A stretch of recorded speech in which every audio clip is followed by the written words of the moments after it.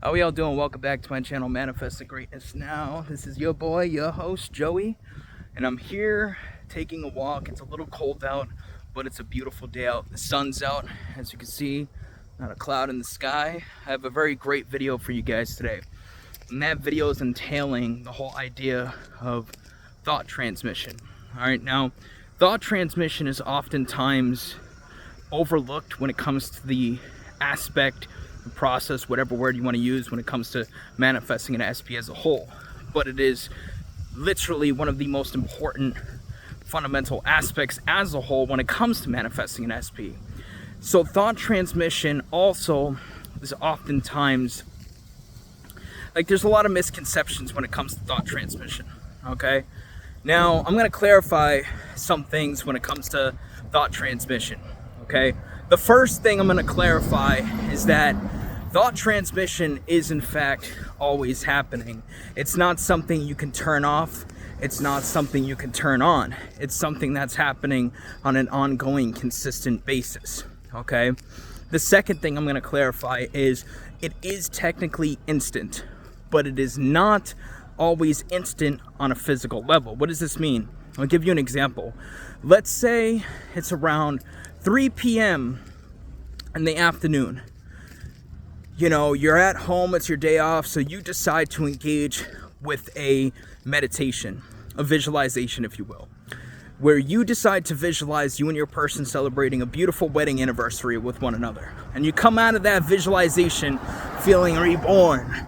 You come out of that visualization feeling good, feeling clear, concise, in control, in your power, etc., right? But let's say your person is at work. It's around 3 in the afternoon and they're super busy with whatever they're engaging with at work.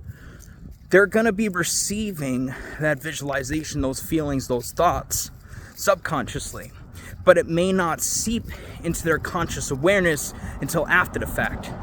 And that's what I mean by it's not always instant on a physical level. So they're still receiving it. It's just not necessarily always going to be automatically conscious on their end directly in the moment. The way I look at it is, God knows that if your person were to be in the moment very busy and get hit with that conscious aspect of things, they'd probably ignore it so that they can continue focusing on what they're doing, engaging with in the moment. All right, so that's the second thing I'm going to clarify. All right, so now that we have more of an understanding involving those two things, let's talk about thought transmission as a whole. So when you're affirming, visualizing, scripting, and of course I'm using the example of specific people because you already know what the deal is, guys. Most of you guys are manifesting a specific person, but this applies to everybody.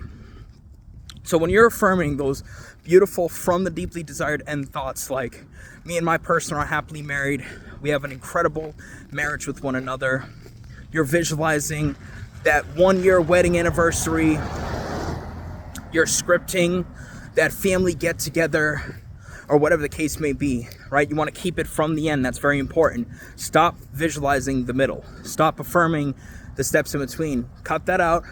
Go right to the deeply desired end for consistent and accurate results. All right? I promise you, if you do that, you will get consistent, ongoing, accurate results, okay?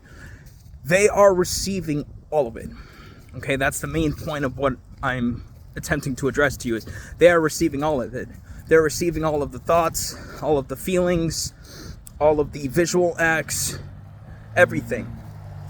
So, having said that, the same goes for if you're dwelling on thoughts like, they don't want me, why are they taking so long to come in, it's not working, etc. Those types of thoughts are going to impress upon your awareness. If you stay consistent and persistent with them for long enough, they are going to impress upon your awareness and literally keep your person at bay.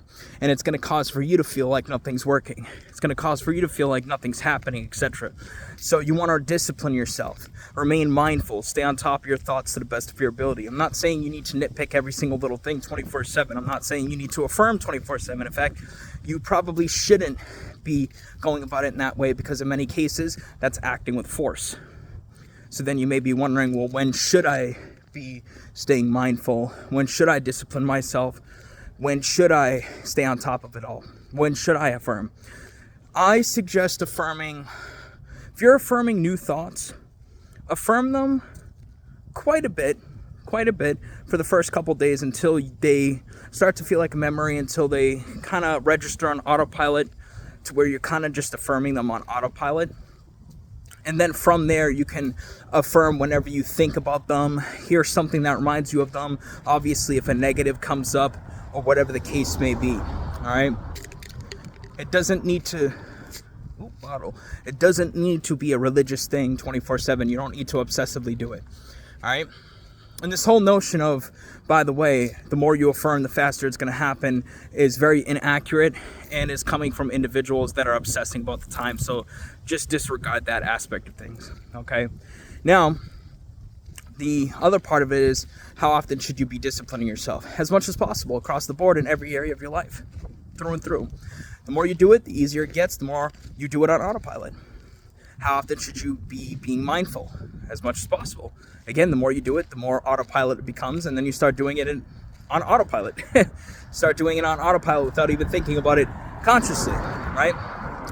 So now that we've clarified all that aspect of things, going back to what I was saying initially, yes, when you're visualizing, affirming, etc., they are receiving those thoughts, they are receiving those feelings, they are your mirror. You cannot turn this off. You cannot turn thought transmission off. It is a constant, it is instant for the most part. It is an ongoing thing. It is a natural byproduct of everybody's yourself pushed out.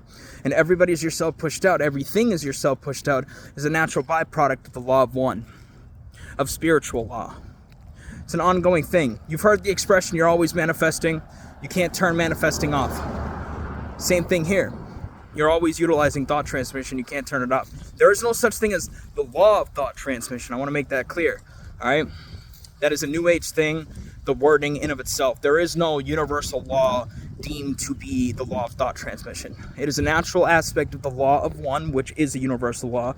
And the law of one is a natural aspect of spiritual law, which is the all-encompassing force that is all things. And I'm probably going to end up talking about that on a separate video. But if you have any questions, ask down below. If you have any questions at all, ask down below. Keep it appropriate, keep it simple, keep it to the point.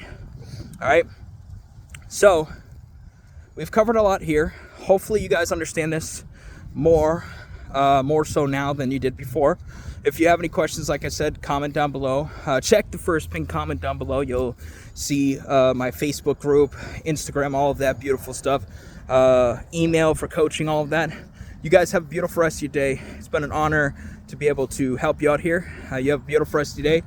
Take care. Stay safe. Much love and peace.